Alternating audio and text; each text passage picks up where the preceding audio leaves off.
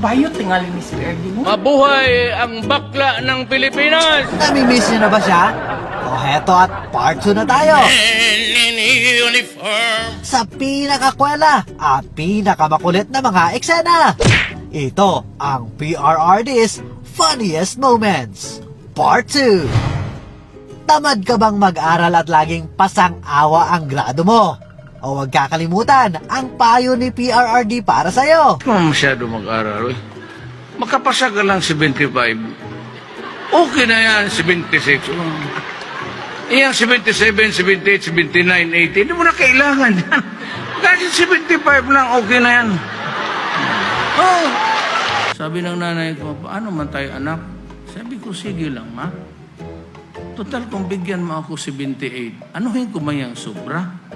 75 bang kailangan ko para makaakyat ako? Bakit papagurin mo pa ako ng 90?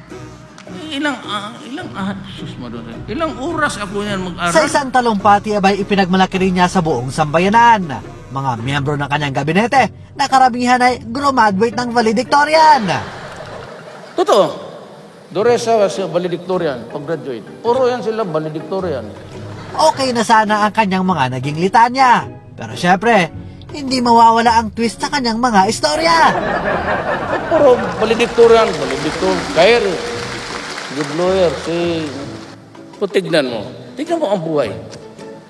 Tignan mo ang buhay. Trabahante ko lahat.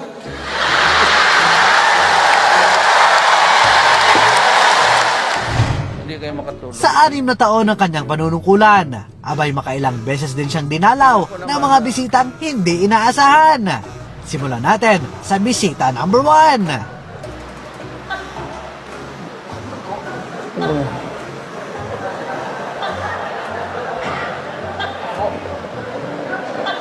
Lente nga taga Bacolod neng guladala ka ng toko dito. Eto namang bisita number 2, nagpainit na sa kanyang ulo. I don't mind. Tang na mo galit sa nainit ng ulo. Pagdating ng bisita number 3, napagbintangan pa ang Liberal Party.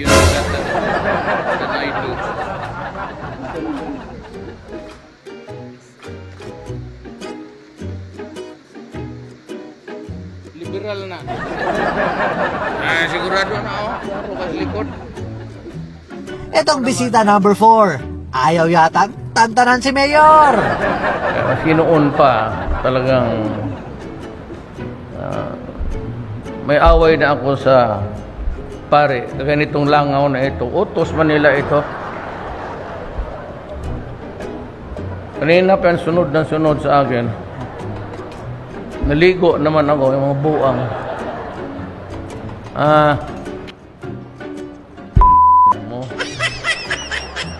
Kung kakulitan lang talaga ng Pangulo ang pag-uusapan, abay pati profile picture sa Facebook, kanyang napagdiskitahan. Oo, di ba? Sa lahat na yata ng Pangulo sa iba't ibang panig ng mundo, si Duterte lang ang kayang mag-profile picture ng ganito. Kilala natin ang Pangulo sa diretsahang sagot sa mga batiko sa kanya. Kaya nang tinanong ni Mike Enriquez kung dapat bang tularan ang pagkakaroon niya ng mga nobya. Hagalpak sa tawa ang audience sa walang prenong naging sagot niya. Mayor, sabi niyo may mga girlfriend kayo. Dapat Totoo. pantularan yan ng mga kabataan. Well, kung hiwalay ka sa asawa, doon gawin mo sarili mo. Anong gawin ko itong karga-karga ko? Hindi ko naman ipagbili ito. Hindi mo masangla eh. Alam natin na itong si PRRD ay medyo may edad na. Kaya sa interview ito ng GMA7, nakalimutan na yata kung ilan ang anak niya. Paborito niyong anak? Silang tatlo. Apat. Ano? Tekso. Sino ang paborito niyong anak? Biglaan. Apat. Ako, siguraduhin mong hindi si VP Inday Sara ang nakalimutan mo. Baka malagdagan yung blind item na tungkol sa'yo. Pinakagwapo ng mga PSG. Yes. Mga kay PRD. Bayo, tingali ni Sperdy mo. Uy, bakit good tao? Tapok man ta ng gwapo nga PSG dito daw ko, no? Una ako nandungog na balita. O sige nga, pakinggan natin kung ano ang masasabi dyan ni Pangulong Duterte. Bakla ako noon. Sino ang bakla dito? Yan, walang yan. Sino ba? Nag-admita na nga ako eh. Bakla man ako noon. Mabuhay ang bakla ng Pilipinas!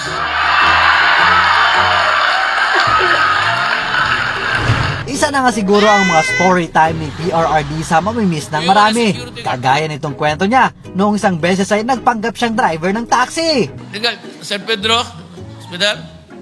Pagsabi ng bayan, kano, tingin siya, wala ko siya. Tinanggal ko yung cap ko, sabi ko, sige ma'am, okay lang. Ano na sector?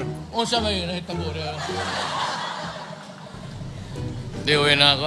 O kaya itong kwento niya tungkol sa isang police regional director. O siya, in 3, 2, 1, story time na, kasama si Mayor. Isang araw, may pumuntang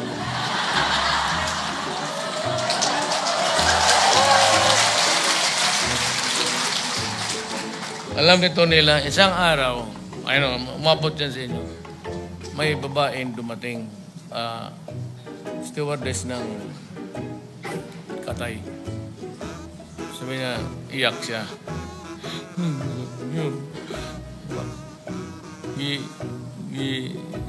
Iiwanan ako, gipabuntisan ako, tapos iniwan. Sumama ng isang pulis sa Region 12. Alam niyo to? Alam niyo. Tapos sabi ko, Arde, may babae dito, yung pulis mo, pinabuntisan, tapos tinakbuhan.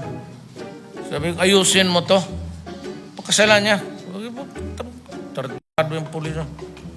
Pagkasalan niya. Siguro may kumpiyansang buwang kay Gapa, tapos bro. Kaya papatay mo lang dito. Pagkasalan naman dito, Mayor. Sige ha. Ito yung pangalan. Ato sa RD, sa regional nila. Sumbong ka doon. Ayusin. Nakalimutan ko na yun. Pasyal ako ng asawa ko. Pagdating namin dyan sa coffee, famous coffee sa kanto, palabas na gate. Palabas na, Mayor! Naka-shorts. Naka-shorts. Tapos sabi ko, bang, sino kong gagang to? Hindi na po ang asawa. Sabi niya na, yun yung, kumusta? Okay ako Mayor. Nagpakasal na kami. Sino yung pulis? Nandyan? Hindi. Iba sino? Nagpakasal na kami ni Arde.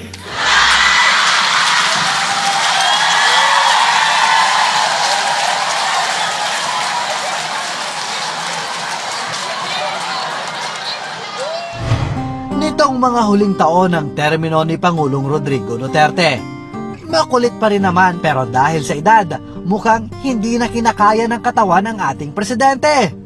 Gayunpaman hanggang sa kahuli-hulihang segundo ng kanyang termino bilang Pangulo, pinilit pa rin niyang gampanan ang tungkulin na sinumpaan niya sa bawat Pilipino. In a few days, I'll be out.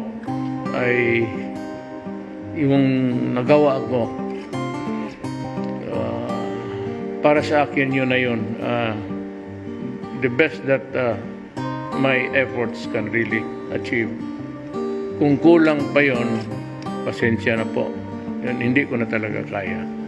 Maraming salamat Pangulong Rodrigo Roa Duterte sa iyong naging serbisyo sa ating bansa.